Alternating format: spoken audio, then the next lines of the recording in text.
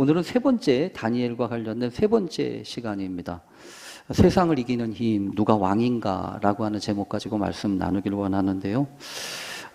먼저 이 다니엘서를 살펴보면서 좀 아쉬움이 있다라고 하는 것을 먼저 알려드립니다. 왜냐하면 여러분도 그동안에 제가 이렇게 말씀을 나누는 방식을 아시지만 이렇게 쭉 이어서 오기 때문에 그 중간에 이렇게 뭐 파먹듯이 이렇게 파먹고 넘어가는 게 썩 엉성하기도 하고 아쉽기도 한데, 그러다 보니까 이렇게 쭉 이어져야 되는데 주일은 이렇게 정해진 시간이 있어서 그렇게 못합니다. 그래서 오늘도 세 번째 시간인데 3장을 지금 이렇게 살펴보게 되었습니다. 그래서 한편으로는 여러분들께 이 참고 도서처럼 이찬수 목사님 설교집을 제가 여러분들한테 권하는 겁니다. 그러니까 빠진 부분들, 또 이어지는 부분들을 잘 살펴보시고 또 은혜로 도움 되시기를 간절히 바랍니다. 오늘은 세 번째 시간, 세상을 이기는 힘이라고 하는 제목인데요. 다소 도발적으로 느껴질 수 있고 또 공격적으로 느껴질 수 있는 부분이 충분히 있다라고 하는 생각을 하게 됩니다. 왜냐하면 이 세상을 이긴다라고 하는 그런 말이 어떻게 생각해 보면 꼭 그래야 됩니까? 이렇게 이야기하는 분들도 있어요. 천성적으로 뭔가 이렇게 싸우고 경쟁하는 것을 힘들어 하시는 분들이 있지 않습니까? 그런 분들이 되게 마음이 이렇게 선하신 분들이에요. 큰 소리도 내지 않고, 그리고 막 이렇게 경쟁하다 싸우는 그런 걸 원하기보다는 그냥 이렇게 다 적응하고 고분고분 이렇게 넘어가시는 분들이 많다는 거죠. 물론 정말 그럴 수 있습니다. 세상을 이렇게 이긴다고 하는 것은 세상과 싸운다는 이야기인데 과연 세상과 싸워야 될 게 있는가라고 하는 생각을 해볼 수 있습니다. 왜냐하면 이 세상은 우리가 살아가는 삶의 터전 아닙니까? 근데 여기서 어떻게 싸우자고 합니까? 그러니까 세상에서는 그렇게 얘기하는 사람들도 있습니다. 세상과 괜히 싸우지 마라. 싸우지 말고 적응해야지. 그렇잖아요. 세상에서 잘 살아남아야지. 그래야 이기는 거지. 뭐 꼭 세상을 때려 눕혀가지고 이기고 그래야 이기는 거냐. 세상에서 강자가 누구냐? 살아남은 사람이 강자다. 이렇게 이야기하는 경우도 많잖아요.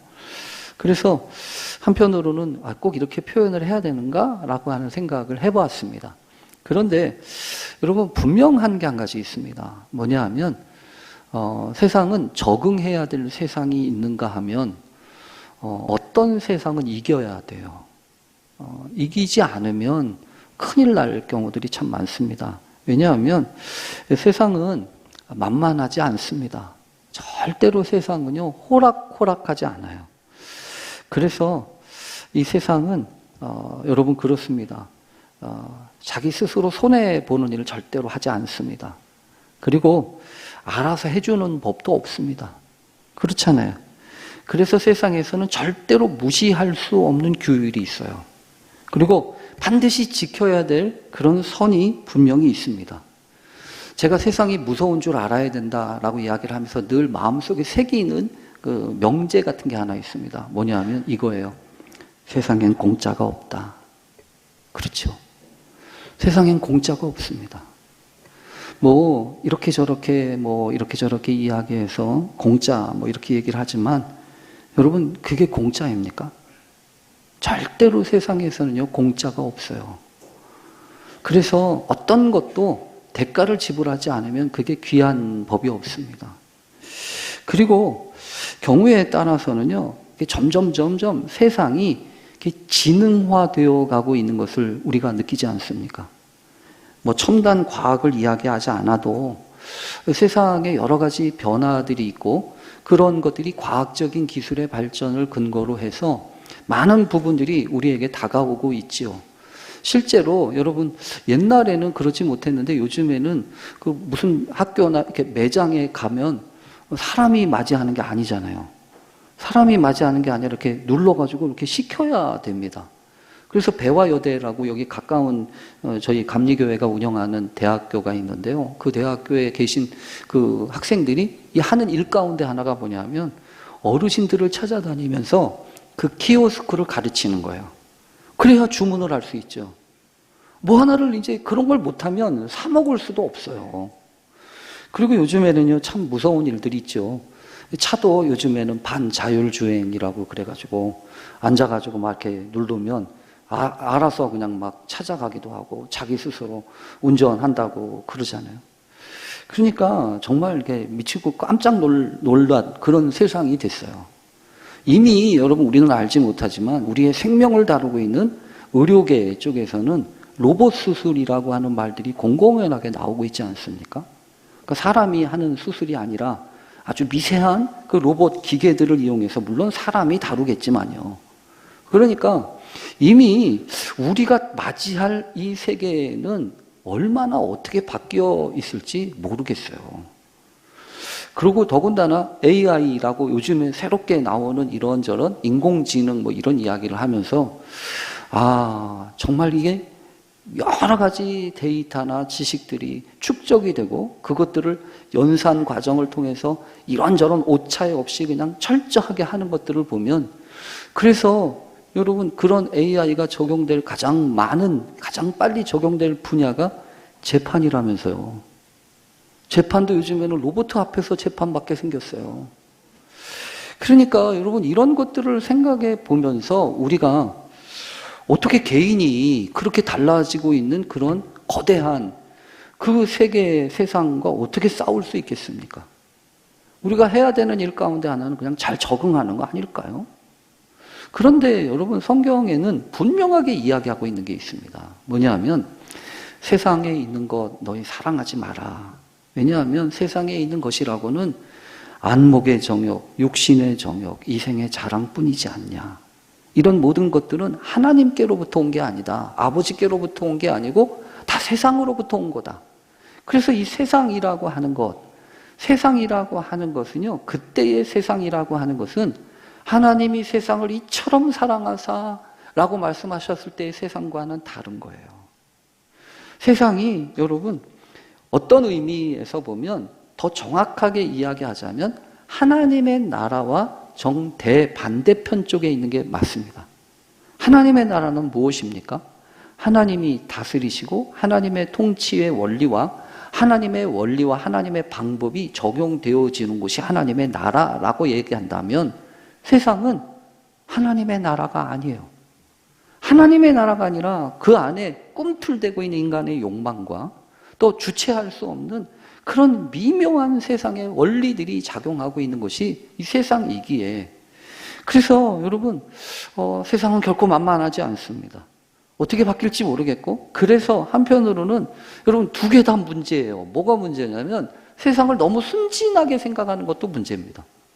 세상이 점점 더 좋아질 거야. 장밋빛 인생처럼 우리나라 점점 더 편리해질 거야 라고만 생각하는 것도 문제예요. 여러분 엊그저께 이 지구적으로 뭐 항공료 뭐 이런 것들이 지금 난장판이 돼서 완전히 지금 먹통이 되었다는 이야기도 있잖아요. 그 네트워크 서버가 뭔지 도대체 그거 하나 잘못되니까 세상은요 지금 다 연결되어지고 있어요. 그러니까 이 가운데서 혼자 자신을 지킨다고 하는 것은 절대로 쉽지 않은 부분입니다. 근데 어떻게 이겨요? 그러나 여러분 성경을 보면서 우리가 분명히 기억할 게 있습니다. 세상을 우습게 여겨도 문제지만 세상을 두렵게만 여겨도 안 돼요. 여러분 성경에서 분명히 말씀하시는 것은 이 부분입니다. 너희가 세상에서는 환난을 당하나 담대하라. 내가 세상을 이기었노라. 이렇게 말씀하시잖아요. 주님이 세상을 이겼다고 말씀하십니다. 그러니까 성경에 보면 세상을 우리가 감당치 못해서 쩔쩔매고 어렵게 생각하는 게 아니라 오히려 히브리서 같은 데 보면 이런 사람들은 세상이 감당치 못하는 사람들이다 라고 얘기하잖아요. 그러니까 오히려 세상을 우리가 감당치 못하는 게 아니고요. 어떤 경우는 세상이 우리를 감당치 못하는 경우도 있다는 거예요. 그래서 자세가 중요해요. 우리가 어떻게? 여러분 세상은 우리가 살아갈 곳이기도 하지만 여러분 우리가 보냄받은 곳이기도 하죠. 하나님의 나라를 이 땅에 이루기 위하여 하나님의 뜻을 이 땅에 이루기 위하여 우리를 보내신 곳 그 보냄받은 곳이 바로 이곳이다. 그래서 여러분 우리가 분명히 기억해야 됩니다. 세상의 변화보다도 훨씬 중요한 것은 우리들 자신이 어떻게 변화되고 있는가예요. 세상의 변화를 걱정하지 마십시오. 우리가 걱정하고 관심 두어야 될 것은 우리 자신들의 변화예요. 내가 어떻게 달라지고 있는지, 내가 어떻게 변화되고 있는지. 그래서 하나님 앞에 구해야 합니다. 하나님, 이 세상에서 내가 세상 따라가다가 세상의 물결대로 흘러가지 않게 해주시고, 하나님이 이 땅에 보내신 그 계획과 뜻을 이루게 해주십시오. 그래서 다니엘서를 우리가 보는 거예요.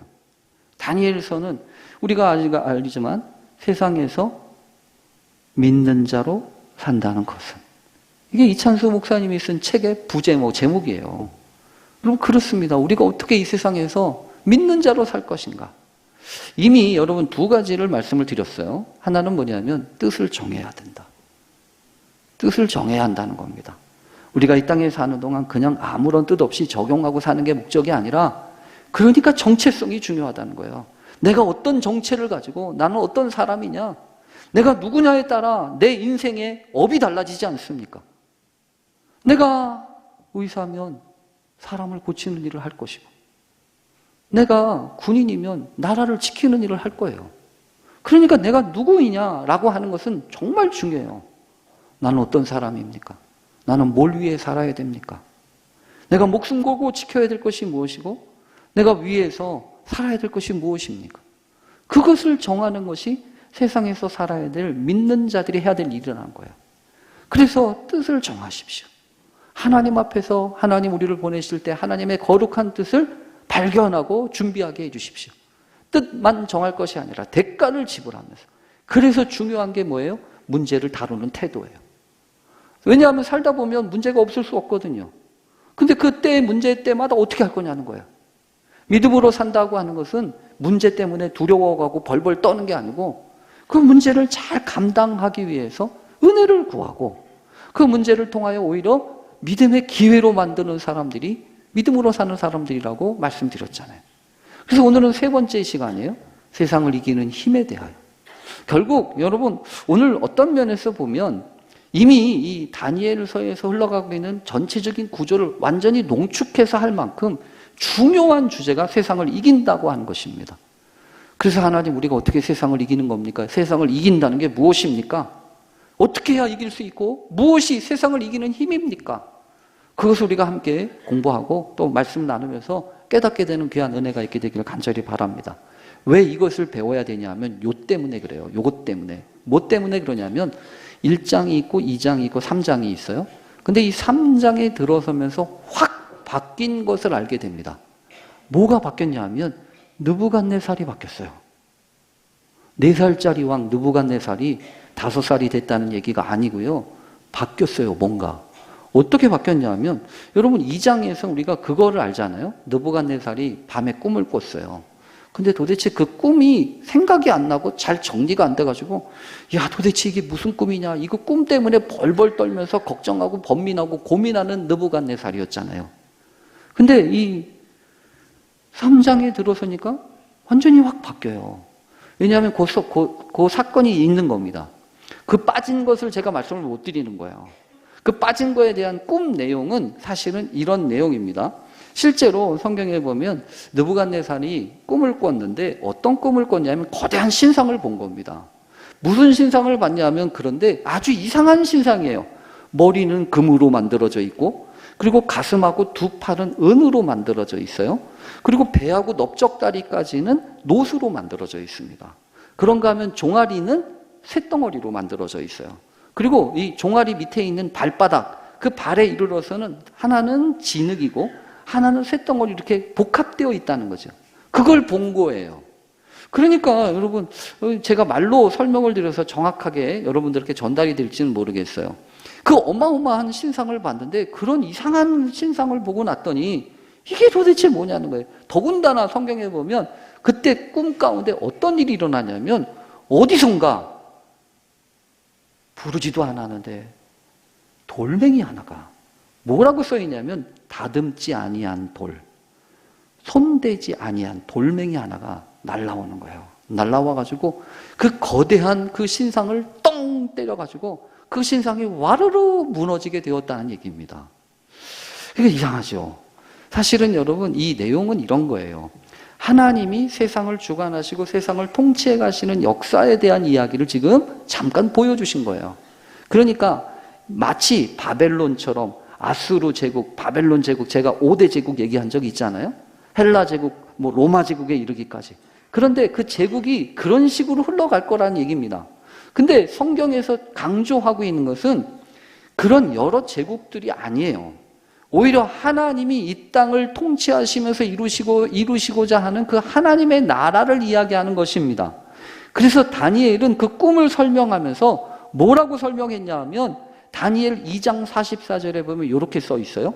이 여러 왕들의 시대에 하늘의 하나님이 한 나라를 세우시리니 이것은 영원히 망하지도 아니할 것이요 그 국권이 다른 백성에게로 돌아가지도 아니할 것이요 도리어 이 모든 나라를 쳐서 멸망시키고 영원히 설 것입니다.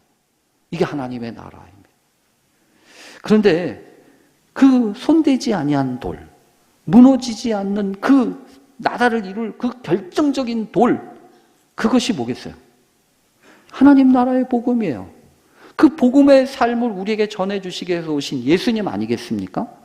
그러니까 이런 일들을 설명을 했을 때 느부갓네살이 깜짝 놀랍니다. 그러면서 뭐라고 얘기냐면, 야, 너의 하나님이 참으로 모든 신들의 신이시고 모든 왕의 주제이시구나. 능히 이 은밀한 것을 나타냈으니 너의 하나님이 정말로 대단하구나.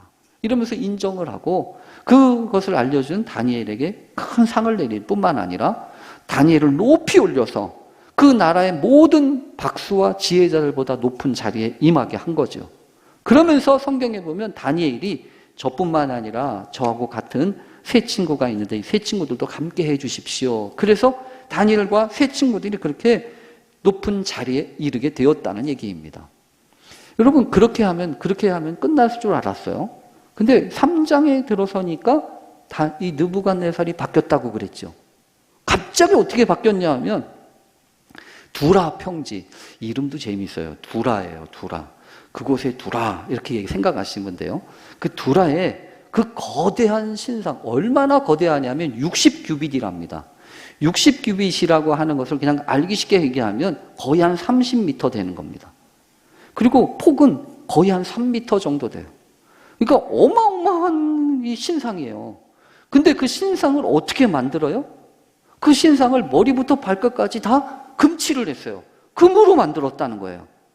여러분, 이제 좀 느낌이 오세요? 도대체 느부갓네살이 왜 이러고 있는 거예요? 느부갓네살이 도대체 지금 왜 이런 일을 하고 있냐는 겁니다. 아니, 여러분, 그러니까 이렇게 이야기할 때는 다분히 이 느부갓네살이 지금 뭘 염두에 두고 있는 거냐 하면 자기가 꾸었던 꿈 있죠.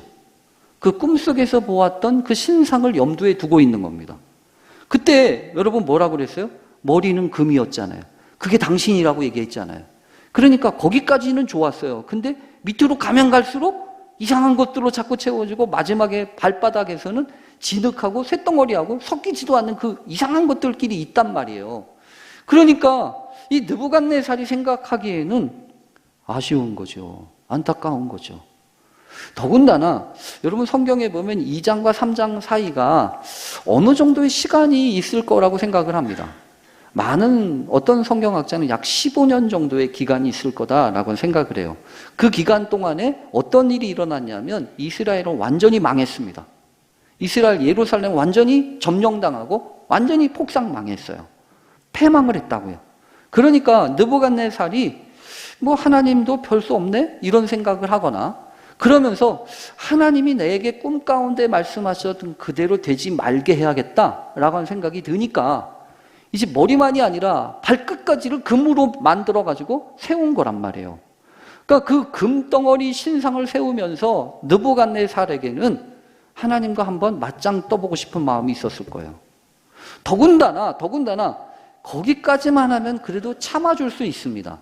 근데 성경에 보면 많은 제국의 사람들을 다 불러가지고 거기다 절을 하라는 거예요. 낙성식이라고 그 금신상을 만들어 놓고 이제 마지막 예식을 하는 거죠. 끝난 이제 다 이제 그 완공식처럼 하는 거예요. 완공식처럼 하는데 사람들을 다 불러가지고 많은 악기들을 다 사용해가지고 울리면 너희들 절해. 만약에 너희들이 절을 안 하면 내가 모든 사람들 풀무불 속에 다 던져버릴 거야. 여러분 이렇게 지금 바뀌었단 말이에요. 느부갓네살이. 여러분, 이거는 무슨 국가 예식도 아니에요. 그런 식의 국가 예식이 어디 있어요? 이거 완전히 종교 행위라고 하는 겁니다. 그러니까 그런 더군다나 이 종교 행위, 국가 행사를 빙자한 종교 행위를 하면서 그렇게 강제하고 있는 느부갓네살. 그러니 여러분, 세상을 만만하게 볼 수가 없어요. 세상은 얼마든지 달라질 수 있다고요. 그러니 세상에 대해서 나이브한 생각 갖는 거 위험한 거예요. 세상은 언제든지 칼을 들이밀 수 있어요. 언제든지 우리를 그 신상 앞에 세울 수 있습니다. 여러분, 국가만 그럴까요? 여기서 말하는 신상의 의미는 여러분 다른 게 아닙니다. 눈에 보이는 신상만이 아니에요. 우리가 보이지 않는 신상들을 얼마나 많이 세우고 있습니까? 나도 알지 못하는 사이에 나도 마치 머리를 숙이듯 고개를 숙일 수밖에 없는 그런 일들이 얼마나 많이 있어요. 이런 신상을 세워놓은 나라가 저 북한 땅이잖아요. 그 김일성 그 부자의 그 거대한 신상을 갖다 세워놓고 사람들을 거기다가 조아리면서 복속을 시키는 그 나라가 지금 저게 아니에요? 그래서 이 북한을 방문하는 사람들이 많은 부분들이 그 부분 때문에 고민해요. 거기 가가지고 금수산 그 신전에 가가지고 그거 어떻게 머리를 숙이냐 안 숙이냐. 이게요, 먼 나라의 이야기가 아니에요. 오늘 우리도 마찬가지 아닙니까? 오늘 우리도 생각해보면 나도 알지 못하는 사이에 그 거대한 우상, 그 거대한 신상 앞에 나도 머리를 숙이면서 거기에서 뭔가 떨어지는 거 하나 받으려고 그러고 있는 거 아니에요? 그러니 여러분, 오늘 성경을 보면서 정말 심각하게 생각해야 될 거는 어떻게 세상을 살아갈 거냐는 거예요. 여러분이라면 어떻게 하겠습니까? 오늘 나누어드린 그 말씀 나눔지에 보면 여러분이라면 어떻게 하겠어요? 오늘 성경에 보면 더 아쉽고 안타까운 게 한 가지 있습니다. 뭐냐면 느부갓네살은 이렇게 바뀌었잖아요. 언제든지 이렇게 바뀔 수 있죠. 그런데 폭압적으로 흘러가고 있었던 그 당시의 상황 가운데 아주 재미난 사실이 한 가지 있어요. 뭐냐면 느부갓네살이 만들고 조장했던 그 정치 상황을 저는 신상정국이라고 얘기할 수 있어요. 신상 때문에 만들어진 정국이잖아요. 정치 상황인데 그 정치 상황을 이용하려고 하는, 교묘하게 이용하려고 하는 사람들이 있었다는 겁니다. 누구지요? 참소하는 사람들이요. 왕의 말을 인용해가지고 자신들의 목적을 이루기 위해서 왕이시여 만수무강하시옵소서 이러면서 뭐라고 이야기하냐면 왕이시여, 왕이 그렇게 얘기하지 않으셨습니까? 왕이 만든 신상에 풍악을 울리고 여러 가지 악기를 울리면 다 절하라고 그랬지 않습니까? 안 하면은 맹렬히 타는 풀물 가운데 던져 넣는다고 하시지 않았습니까? 그런데 유다 사람 중에 사드락, 메삭, 아벳노고라는 요놈들이 왕의 세워가지고 바벨론 그 나라를 다스리게도 했음에도 불구하고, 관리가 되었음에도 불구하고 걔네들이 저를 안 합디다 이렇게 얘기하는 거죠. 그러니까 참소하는 거 있잖아요. 여러분, 이렇게 참소하는 것은 그래서 참 아쉬워요. 왜냐하면 세상은 그럴 수 있습니다. 세상은 어떤 세상이라고 하는 형체가 이 느부갓네살이라고 하는 사람도 드러나지만 보이지 않게 거기에서 참소하고 물어뜯고 씹어대는 사람들이 있다는 거예요. 그러니 여러분, 이게 참 우스운 거죠. 세상에서는 얼마든지 이럴 수가 있어요. 어떻게 해야 됩니까? 적당하게 세상 이용하고 자기 목적과 뜻을 이루기 위해서 이 참소하는 사람들처럼 그렇게 살아야 됩니까? 아니라는 겁니다. 오늘 성경에서 이야기하는 것은 다니엘의 세 친구의 이야기예요. 여기서 이쯤에서 어떤 분들은 그렇게 얘기합니다. 근데 목사님, 질문이 하나 있습니다. 다니엘이 도대체 어디 갔어요? 다니엘은 뭐 했어요? 이렇게 얘기하시는 분들입니다. 여러분들도 그 생각도 하시죠? 도대체 다니엘은 어디가 있는 거야? 다니엘은 뭐 하고 있는 거야? 근데 여러분, 성경에서 보면 이때에는 다니엘이 자리가 비웠던 것 같아요. 근데 더 중요한 얘기가 있어요. 왜 그러냐 하면 다니엘이 없다고 하나님의 뜻이 안 이루어집니까? 아니라는 거예요. 다니엘이 없으면 다니엘의 버금가는 그 일을 새 친구들이 하면 되는 거예요. 그리고 다니엘은요, 또 다시 등장을 합니다. 그러니까 여러분, 공연히 다니엘 어디 갔냐, 다니엘 이때 뭐 했냐, 이런 거에 관심 갖지 마세요. 그게 중요한 게 아니고 다니엘의 자리를 내가 채우듯이 그 다니엘의 세 친구들이 지금 감당하고 있는 겁니다. 그걸 보셔야 돼요. 오늘 성경에 보면 이제 이 느부갓네살 왕이 그 이야기를 듣고 그 세 친구를 부릅니다. 세 친구를 불러서 뭐라고 하냐면 사실이냐 이렇게 묻습니다. 당연히 확인한다는 거죠. 그래서 성경에 보면 야 너희들이 내가 세운 신상에 절하지 아니한다고 하는 것이 사실이냐 이렇게 물어봐요. 그리고 난 다음에 뭐라고 얘기하냐면 3장 15절에 보면 이제라도 너희가 준비했다가 풍악을 울리고 음악 소리가 나면 내가 만든 신상 앞에 절하면 내가 여기 보면 내가 넘어가 줄게. 너희가 만일 그럼에도 불구하고 절하지 않으면 맹렬히 타는 풀무불 속에 던져 넣을 거야. 이게 세상이에요. 세상에서는요 마치 우리를 향하여서 유화책도 줍니다. 당근도 줘요. 그러니까 이렇게 얘기하는 거 아니에요? 특별한 대우처럼. 그 세 친구를 마치 특별하게 대우하는 거잖아요. 무슨 소리냐면 그동안 지나간 일에 대해서 내가 문제 삼지 않겠다는 거잖아요. 그러면서 아마 요 말을 했을 겁니다. 여러 번 할 것도 없어. 그냥 한 번만 하면 돼. 한 번만 해라. 그러면 내가 넘어갈게. 라고 얘기했을 거예요. 그게 세상이라고요. 그러면서 채찍도 씁니다. 만약에 너희들이 내 말을 듣지 않으면 너희들 풀무불 속에 던져 넣을 거야. 그러니 세상이 복잡한 거예요. 그래서 세상이 힘든 겁니다. 그런데 여러분 오늘 성경에 보면 그런 상황에서 세 친구들이 보여준 태도가 너무나 우리를 도전케 해요. 뭐냐 하면 이런 부분입니다. 우선 이들이 먼저 이야기합니다. 왕이시여 우리가 이 일에 대하여 왕에게 대답할 필요가 없습니다. 대답할 필요가 없다는 거예요. 여러분 이게 무슨 소리죠? 대답할 필요가 없다는 게 무슨 말이겠습니까? 이런 것 때문에 다시 논의하고 다시 고민하고 좀 생각해보고 뭐 기도해보고 이런 거 안 합니다 이거예요. 이미 결정됐으니까. 이거는 뭐 생각해볼 여지가 아니라는 겁니다. 논의하고 협의할 사항이 아니라는 거예요. 조금 뭐 얘기하고 무슨 협의해가지고 무슨 다른 가능성이 있으면 하지요. 그러나 이거는 그럴 문제가 아니라는 겁니다. 이미 끝났다는 거예요. 이미 정리가 끝났다는 거예요. 다른 여지가 없다는 겁니다. 여러분 이게 다니엘의 세 친구를 강하게 만든 힘이에요. 살다 보면 여러분 이렇게 저렇게 생각하고 다시금 고민하고 해야 될 게 왜 없겠습니까? 그래서 가끔 그러잖아요. 다시 좀 생각해 보세요. 그리고 교인들은 이 말도 합니다. 기도도 좀 해보세요. 여러분 기도해야 됩니다. 기도 안 하면 안 됩니다. 그러나 여러분 뻔한 거 가지고 기도하지 마세요. 뻔한 거 가지고. 예배를 드려야 될까요 말까요? 이런 건 뻔한 거예요. 헌금을 드려야 될까요 말까요? 이런 건 뻔한 거라고요. 공연히 그런 거 가지고 기도하지 마세요. 이미 성경에 있잖아요. 이미 말씀이 있잖아요. 예수님도 그러셨잖아요. 유혹과 시험 가운데 있을 때 예수님이 그래 좀 잠깐만 기도해보고 고민해볼게가 아니라 예수님은 아예 자동으로 튀어나오셨어요. 기록되었으되. 기록되었으되. 그 기준을 넘어가지 않는다고요. 우리가 왜 약합니까? 우리가 왜 물러 터졌습니까? 그게 없기 때문이에요.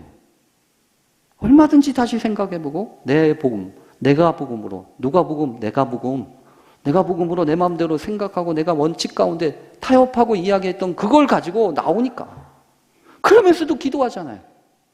그러니까 세상이 안 바뀌는 거예요. 그러니까 세상 끌려갈 수밖에 없는 겁니다. 그러나 이들은 자기 변호하지 않아요. 자기 변명하지 않아요. 구차하게 피하려고 하지 않아요. 이런 일이 있으면 제일 먼저 제 입에서는 뭐가 나올 것 같아요? 이거 나올 것 같아요. 도대체 어떤 놈이 그렇게 이야기했습니까? 누가 나를 참소했습니까? 이렇게 얘기하잖아요. 지금 이 세 친구는요, 자신을 누가 참소했는지에 대해서 따지지 않아요. 그 사람들과 싸우려고 하지 않습니다. 교회도 그런 점에서 보면 참 속상해요. 딱지가 하나 날라왔어요. 몇 주 전에 주일날 오후 1시 반에 교회차가 버젓이 여기 앞에 서 있었나 봐요. 아마 누가 신고했나 봐요. 누가 신고했나 봐요. 제가 그 얘기를 듣고 나서 제일 처음에 도대체 어떤 놈이 신고를 한 거야? 이 말이 나오더라고요. 아니, 교회 앞마당에, 교회 앞에다가 잠깐 세워둔 차일 텐데. 그러니까 여러분 가끔 교회 앞에다 세울 때 조심하세요. 누가 신고하는 사람이 있어요. 그게 세상이에요. 문제는 그 사람과 싸워서 해결될 문제가 아니라는 겁니다. 그리고 오늘 성경을 보니까 기준이 있어야죠. 그 기준이 강하게 하는 건데. 그러면서 오늘 성경에 보면 왕이여 우리가 섬기는 하나님이 계시다면 우리를 맹렬히 타는 풀무불 가운데서 능히 건져내시겠고 왕의 손에서도 건져내시리이다. 지금 이렇게 말할 수 있는 것은 하나님을 알고 있기 때문에 그래요. 그리고 그 하나님을 내가 섬기고 있기 때문에 그렇습니다. 왕의 자리에 있었던 느부갓네살은 신상을 만들고 신상을 섬기라고 이야기하지만 이들은 자신이 서 있는 자리가 왕의 자리가 아니에요. 그 왕을 섬기는 자리에 있어요. 그 자리가 어떤 자리인지 알고 있는 겁니다. 그래서 여러분 세상을 이기려면 자기 자리 알아야 돼요. 내가 서 있는 자리, 내가 왕의 자리에 있나? 그래서 중요한 게 누가 왕인가 이거예요. 여러분의 가정은 누가 왕입니까? 여러분의 인생은 누가 도대체 왕 노릇하고 있습니까? 내가 왕이라고 한다면 신상을 세울 거예요. 그리고 모든 것들을 거기에 조아리라고 할 겁니다. 근데 내가 서 있는 자리가 왕의 자리가 아니라고 한다면 어디까지 갈 수 있어요? 여기까지 가요. 그 능히 하나님이 우리를 건져주실 겁니다. 거기만 있는 게 아니고 요 말이 있잖아요. 그렇게 하지 아니하실지라도. 그렇게 하지 아니하실지라도라고 하는 것은 무슨 얘기죠? 내가 생각하고 내가 바라는 대로 되지 않는다고 할지라도, 내가 계획하고 내가 원하는 대로 되지 않는다고 할지라도 하나님이 계획하시고 하시는 일이 훨씬 더 귀하고 복된 일이라고 나는 믿습니다. 그래서 내가 그것을 받아들입니다. 인정합니다. 그 이야기를 하는 거잖아요. 여러분 이런 사람을 세상이 어떻게 감당해요? 결국 우리도 마찬가지예요. 이 땅에 살면서 세상을 쩔쩔매고 세상에 적응하느라 힘들고 머리 다 빠지고 이러지 말고 성경에서 말하고 있는 것처럼 세상이 능히 감당치 못하는 믿음의 사람, 그 사람으로 서십시오. 믿음으로 이기십시오. 그래서 하나님이 허락하시는 놀라운 믿음의 역사를 경험하는 귀한 은혜가 있게 되기를 간절히 축원합니다. 이 다음에 있는 이야기는 책 참조하세요. 하나님의 은혜가 임하는 한 주간 되시고 세상을 이기는 귀한 삶을 살아가시는 한 주간 되시길 간절히 축원합니다. 우리 기도하겠습니다. 하나님, 어떻게 하면 좋습니까? 세상에 이 변신을 바라보며 쩔쩔매는 게 한두 번이 아닙니다. 도대체 어떻게 따라가야 될지, 어떻게 적응해야 될지. 하나님, 답답하고 어려운 시대를 맞이하고 있는데 나의 믿음이 나를 어떻게 바꿔놓고 있는지 돌아보게 해 주시옵소서. 옛날 믿음 그대로 하나도 변화되지 않은 채, 성장과 성숙하지 않은 채 그대로 있는 것은 아닌지요. 주여 불쌍히 여겨 주시고 넉넉히 이 세상 감당할 수 있는 믿음의 사람들이 다 되게 하여 주시옵소서. 감사함을 드리며 예수님의 이름으로 기도합니다. 아멘.